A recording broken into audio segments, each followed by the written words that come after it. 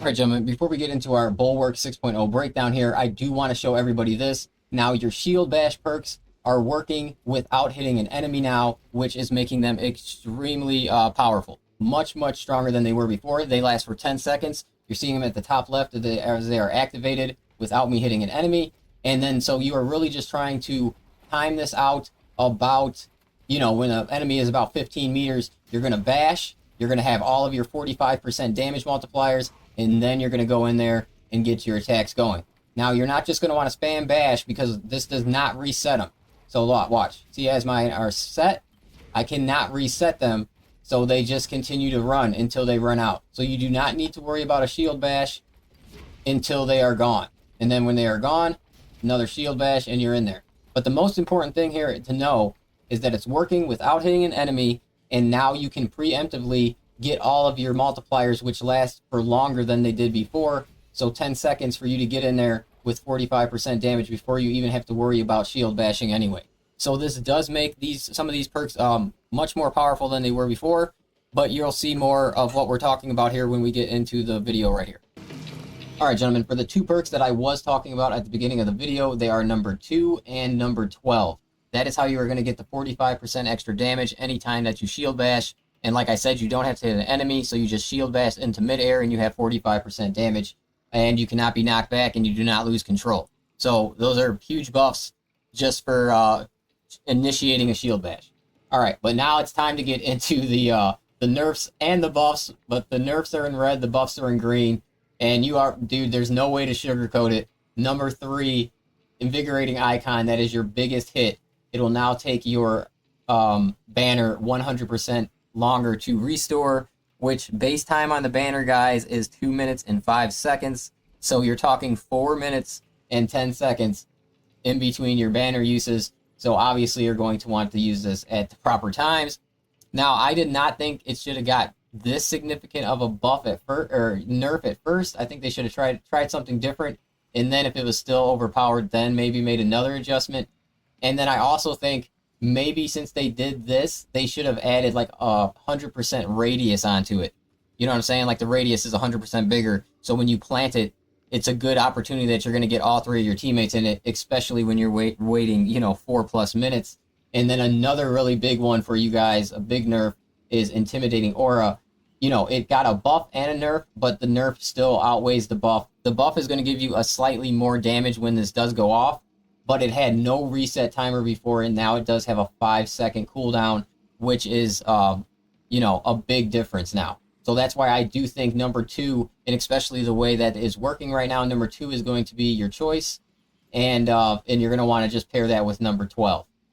All right, so them are the 2 that I'm seeing for your damage builds. And then if you're looking for more like a defensive build, you're pairing up 1, 4, 5, and 7. And then you can build around that. But if you pair 1, 4, 5, and 7, that is like your top damage reduction build now.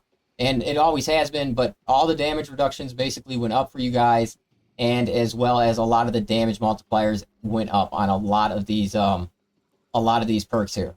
So, a huge amount of changes on this list.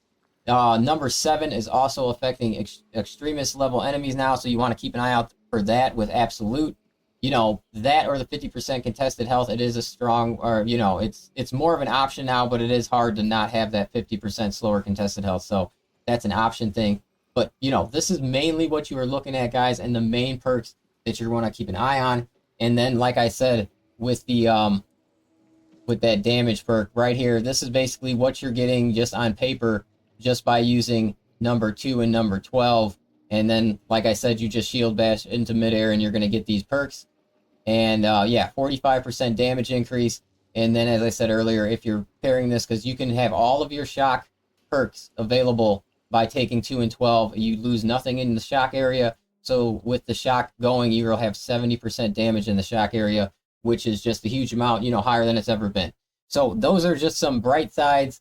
But obviously, there's no sugarcoating. Survivability for the class took a giant hit.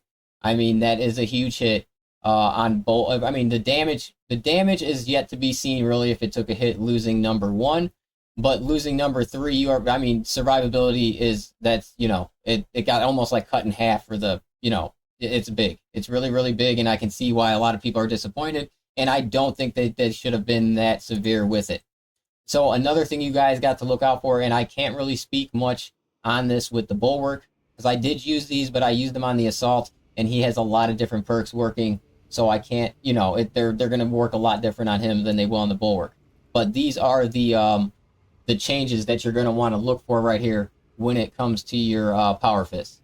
They got really good reduced times, you know, 3.9 to 2.5 seconds, so that's over like that's almost a second and a half off.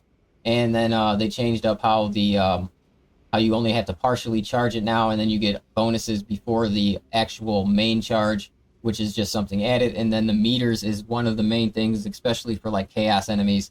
10 meters is a lot further to hit for. So up to 10 meters, that means like a full charge will give you 10 meters, but that means like the base one is raised as well. So, you know, very good on the range now with these. But yeah, this is the main thing you're looking at, and these are the main changes that you're really going to look for. And as I said, I do think you're going to want to switch over to the Shield Bash build and mix it in with your Shock build, and then kind of work from there, guys. But obviously, I'm going to have more information on the Bulwark soon, and I will get back to you guys on the next one.